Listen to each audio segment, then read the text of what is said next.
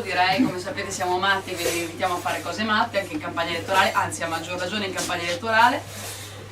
Allora, grazie di aver accolto questo invito. Facciamo oggi, come diceva appunto Pierpaolo, una cosa importante. Andiamo noi a cercare le persone, perché non so se avete notato che uno dei maggiori avversari che abbiamo in questa campagna elettorale, che è pur dura e ha dei toni terrificanti, è l'astensionismo, è l'indifferenza, è l'idea che il voto alla fine non faccia poi tutta questa differenza, no? Che siamo tutti uguali, che non cambierà nulla, eccetera. Quindi il nostro compito è soprattutto parlare alle tante persone deluse da questi anni di cattiva politica, di scelte sbagliate che hanno prodotto dei non risultati o peggio, dei risultati che hanno peggiorato la situazione, che non era già rosea, diciamo, qualche anno fa. Quindi è un'occasione per rimettere al centro quelli che abbiamo messo addirittura nel simbolo, poi magari qualcuno ha anche una spilletta, vedo che qualcuno ce l'ha. Liberi e uguali, insomma, non è un nome che abbiamo scelto a caso, c'è da riportare al centro del dibattito la questione cruciale delle diseguaglianze sociali.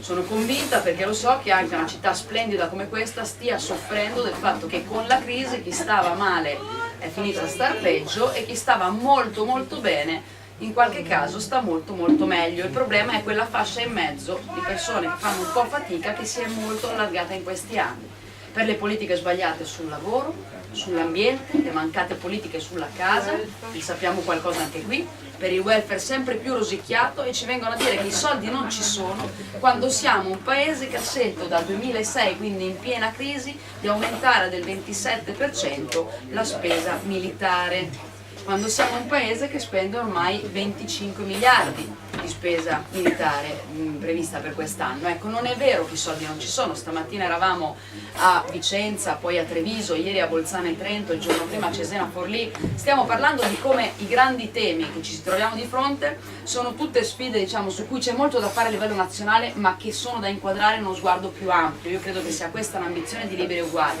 In questo dibattito tutto molto umbilicale e molto su toni sbagliati, su insulti, su incitamento all'odio, cerchiamo almeno noi di tenere uno sguardo che sia più largo a quello che succede attorno a noi in Europa e nel mondo, perché ne abbiamo bisogno, e anche uno sguardo più lungo che mira a fare delle proposte concrete che si rivolgono immediatamente anche a chi verrà dopo di noi, che mirano a creare le condizioni di un futuro migliore anche per le generazioni che ancora non possono votare paradossalmente, ma che magari potranno farlo al prossimo giro. E in questo teniamo insieme tutto, la questione climatica. Quante volte ci siamo visti qui a Venezia a parlare della laguna e delle questioni che riguardano un impatto insostenibile di un turismo fatto così.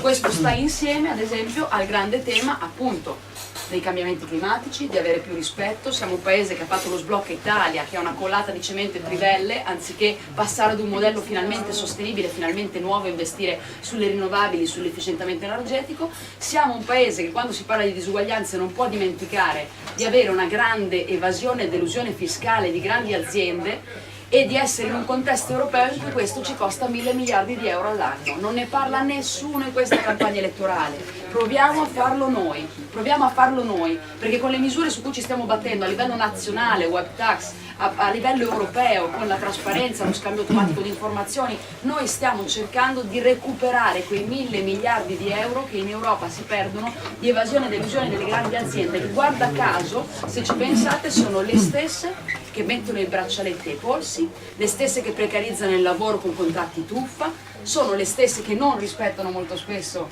le regole ambientali, che non rispettano l'ambiente. Ecco, noi ci opponiamo come alternativa a tutto ciò, perché quello che stanno facendo soprattutto queste grandi aziende non è solamente strategia aziendale, stanno imponendo un nuovo modello di società, dove gli ultimi sono sempre più schiacciati. Ecco, liberi e uguali vuol dire anche cercare di trovare le parole, trovarle anche nel Vacaro Tour, tra uno spirito e l'altro, di trovare le parole giuste per liberarci dalle catene che opprimono questo paese con politiche sbagliate che ne schiacciano il potenziale.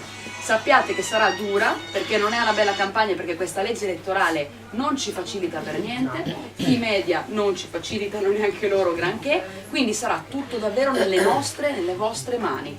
Farà davvero la differenza con quante persone riusciremo a parlare in questo breve tempo di campagna elettorale, in queste ultime 2 settimane di voto. So che tanti saranno già stanchi, soprattutto i nostri candidati che fanno fatica, però sosteniamoli e andiamo di porta in porta, di bacaro in bacaro, a parlare con tutte le persone, perché davvero una parola ogni tanto può fare la differenza. A chi vi dirà che c'è da fare il voto utile, rispondete che l'unico voto utile è quello a chi ti rappresenta e che si prende l'impegno di non tradire le promesse fatte, perché qualcuno di noi 5 anni fa aveva votato per un modello di paese e se ne è trovato un altro. Quindi ecco, ci ricandidiamo a riscattare anche chi è rimasto deluso e tradito. Grazie davvero e bocca al lupo. Giungo sulle due parole e vedo che c'è Marta Battistella, che anche lei è candidata con noi, Ciao quindi Marta, bocca al lupo. oltre a dirti ciao ti faccio venire attraverso coraggiosamente la sala del bagno di fondo.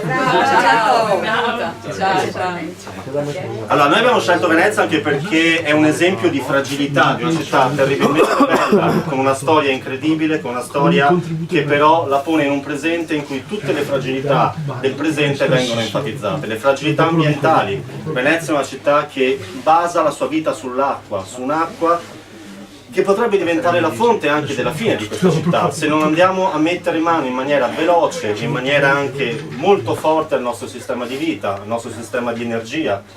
Venezia è una città che ha una ricchezza incredibile dal punto di vista culturale.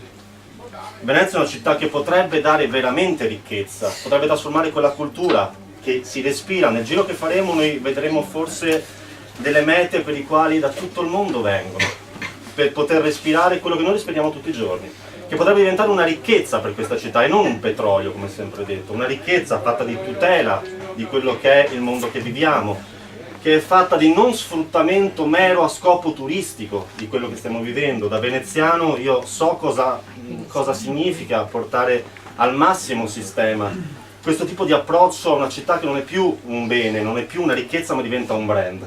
Il nostro sindaco chiama San Marco San Marchio, in un lapsus che è palesemente freudiano, ma diciamo che indica anche quello che è la direzione che sta prendendo questa città. Quindi noi abbiamo immaginato un giro in una città che pone delle domande e penso che nel programma di Liberi Uguali ci sono tante di quelle risposte. Quindi facciamolo insieme, andiamo in giro, cerchiamo le persone, troviamole, sentiamo le loro domande, le loro esigenze e diamo una risposta.